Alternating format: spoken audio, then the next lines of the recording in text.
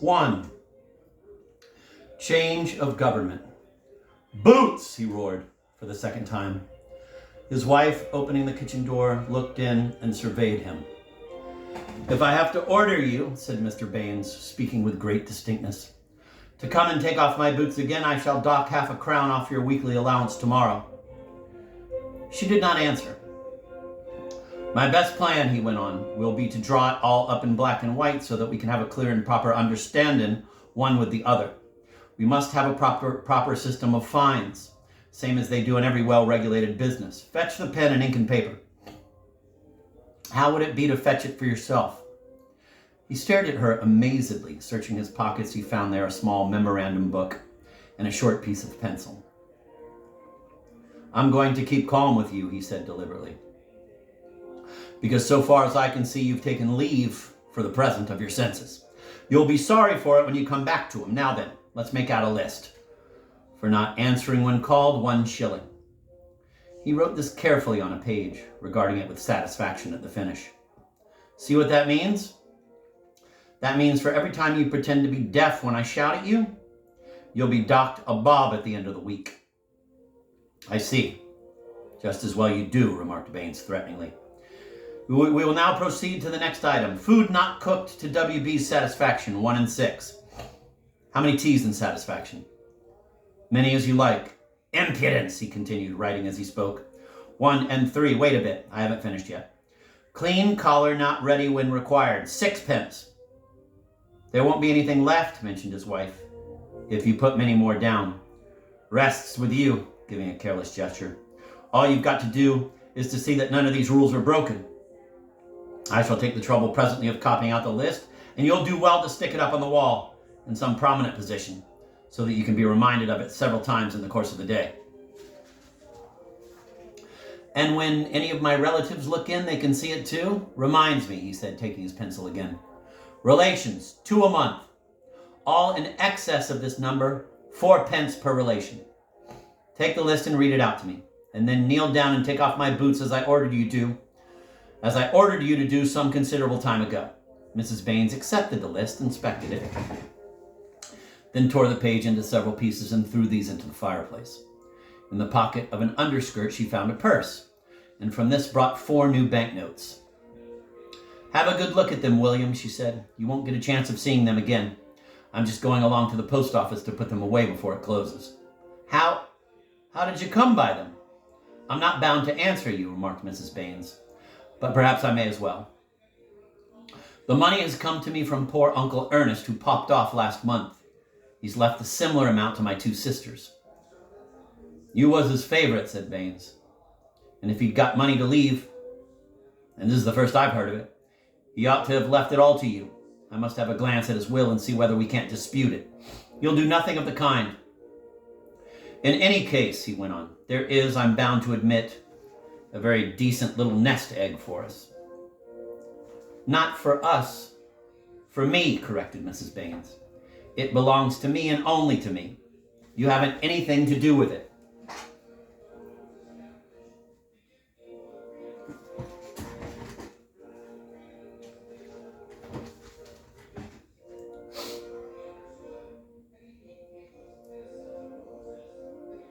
I've heard, he remarked, of sudden riches affecting the brain, but this is the first time I've actually come across such an instance.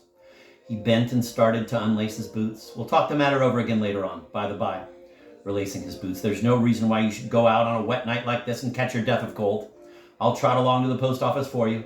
I'm more used to handling money than what you are. That's been the case hitherto, she admitted. But I must learn how to do it now. You stay here and enjoy your pipe. And when I come back, I'll tell you how you've got to behave to me in the future.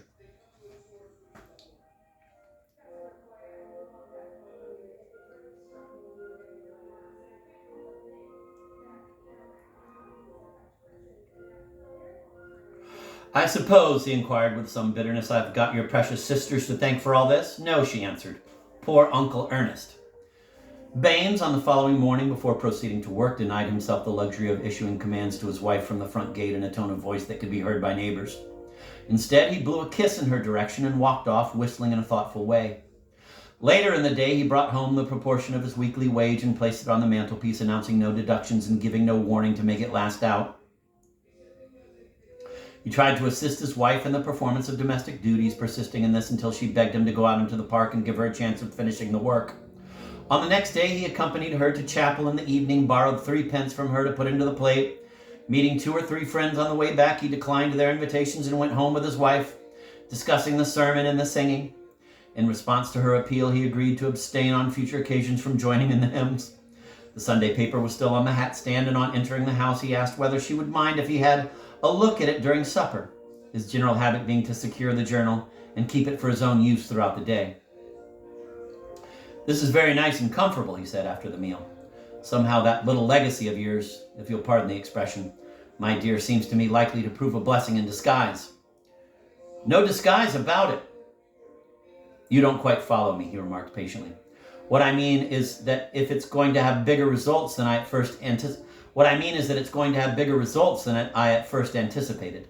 Of course, it's a pity there isn't more of it. Seeing that I never expected nothing, quite so, only that the post office pays such a trifling rate of interest." "The money's safe there," she interrupted. "That's the great thing. I should be the last to recommend anything that wasn't perfectly and absolutely sound," declared Baines. "We're on good terms with each other now, and your interests are now my interests. We two are one, so to speak. Only that, getting about as I do, I keep my ears open. Listeners never hear any good of themselves, but sometimes they hear good about other matters."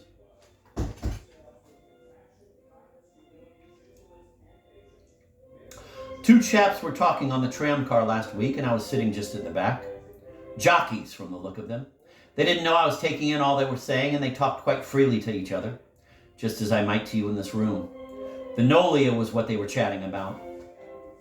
Old Brown Windsor is as good as anything. Vinola, it appears," he continued, "is being kept very dark, but the owners made an arrangement, so far as I could gather, for it to win the race it's running in next week. And no one except those that are in the stable. Why, bless my soul, if this isn't the rummiest coincidence I ever come across in all my born days. I'm talking to you about Vinolia, and here my eye lights on the very name. 33 to 1. Let's see what it says about it. Vinolia appears to stand no earthly chance, and we are at a loss to comprehend why the owner should take the trouble to run him." "What does 33 to 1 mean, William?" 33 to 1 means," he explained, "that if you handed me your money and I placed it for you, and Vinolia came in first, you'd get 33 times the amount together with your original money back. But the risk is a jolly sight too great, and I recommend you, speaking as a friend, to have nothing whatever to do with it. Besides, with me, it's a matter of principle. I object to gambling in toto. I look on gambling as one of the curses of the country. People win money at it, and it thoroughly demoralizes them. They bring off something successful that means they've cleared as much as they could earn by honest labor in 6 or 7 weeks, perhaps more. Consequence is that they get altogether unhinged, upsets them, knocks them off the main line. So my advice to you, old girl, is to put what I've been saying clean out of your head and not trouble any further about it. After all, supposing you had 33 times as much as you've got at present, it doesn't by any means follow you'd be 33 times as happy. That's the way you've got to look at it."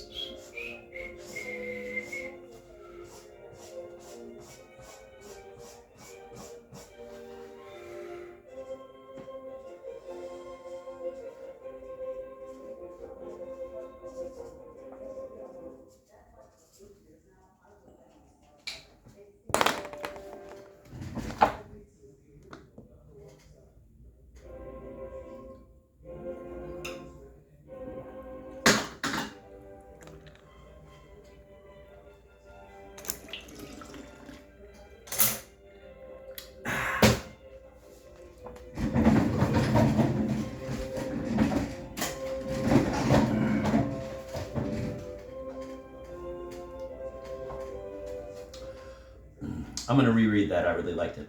"What does 33 to 1 mean, William?" 33 to 1 means, he explained, that if you handed me your money and I placed it for you and Vinolia came in first, you'd get 33 times the amount together with your original money back. But the risk is a jolly sight too great, and I recommend you, speaking as a friend, to have nothing whatever to do with it. Besides, with me, it's a matter of principle. I object to gambling in toto. I look on gambling as one of the curses of the country.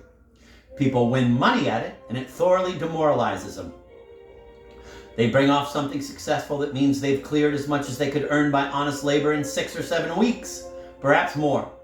Consequence is that they get altogether unhinged, upsets them, knocks them off the main line. So my advice to you, old girl, is to put what I've been saying clean out of your head and not trouble any further about it. After all, supposing you had 33 times as much as you've got at present, doesn't by any means follow you'd be 33 times as happy. That's the way you've got to look at it.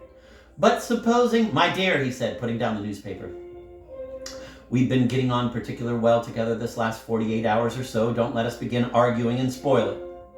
I've been into the law of the matter, and I find I've got no right to touch your money in any way whatsoever, but it's my positive duty to see that you don't do anything silly and stupid with it. It's mine to do what I like with. Let's change the subject, urged Baines, and have a nice talk over old times. When do you reckon it was you first felt drawn towards me? Mrs. Baines brought downstairs an hour later her post office book and announced that she had been giving 5 minutes of serious thought to the matter. Seemed to her that here was a chance of a lifetime, and to neglect it would only mean perpetual remorse. He pointed out once more the serious risks run by those who backed horses and submitted a large number of objections. These she brushed aside. On asking how she proposed to set about backing Vinolia, it was admitted that here his help would be required. Baines declared he intended to take no share or part in the undertaking.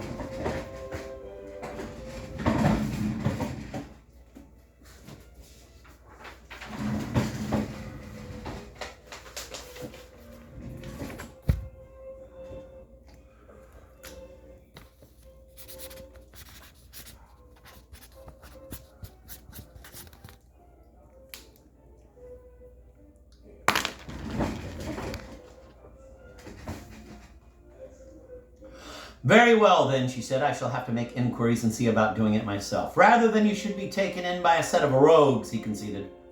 I'll do as you wish, but mind you, I'm acting in entire opposition to my better judgment.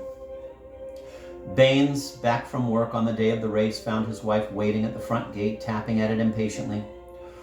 As he came within 6 houses of his home, he shook his head.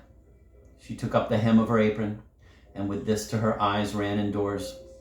From the kitchen he roared a command to her to come down and leave off sniveling and make herself useful. Obtaining no reply, he took the trouble to go to the foot of the stairs and make the formal announcement that unless she descended at once, he would break every bone in her body.